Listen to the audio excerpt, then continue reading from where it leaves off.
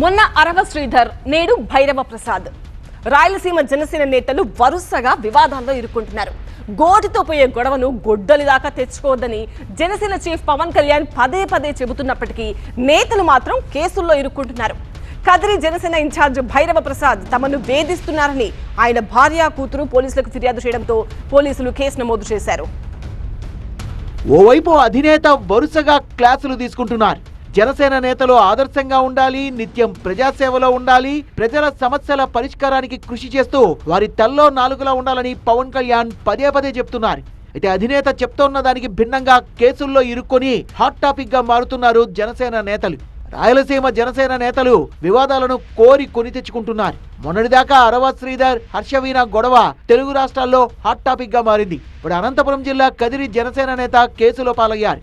కదిరి నియోజకవర్గ జనసేన ఇన్ఛార్జ్ భైరవ ప్రసాద్ పై పోలీసులు కేసు నమోదు చేశారు. భైరవ ప్రసాద్ క్రూరంగా ప్రవర్తిస్తూ తనపై, తన కూతురిపై ఇనుప రాడ్డుతో దాడి చేసి గాయపరిచారని పోలీసులకు ఫిర్యాదు చేశారు భైరవ ప్రసాద్ భార్య శశికళ.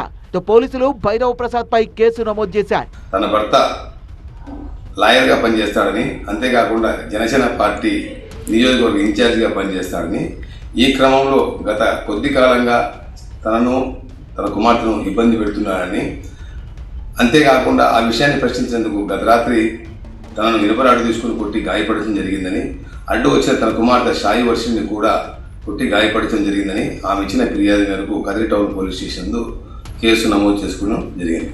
వృత్తిరీత్యా న్యాయవాదిగా ఉన్న భైరవ ప్రసాద్ భార్యకు నచ్చ చెప్పుకున్నారు. దీంతో ఆమె ఈ గొడవను ఇంతటితో వదిలేయాలంటూ ట్విస్ట్ ఇచ్చారు. ఈ శశికళ నేను నా భర్త న్యాయవాది భైరవ ప్రసాద్, ఇన్ఛార్జ్ జనసేన కదిరి.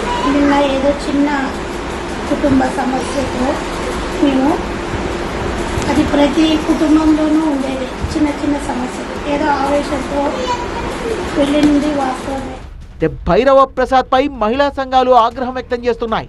లాయర్ గా, పొలిటీషియన్ గా ఉన్న వ్యక్తి భార్యను రాడ్డుతో కొట్టడం ఏంటని మండిపడ్డారు.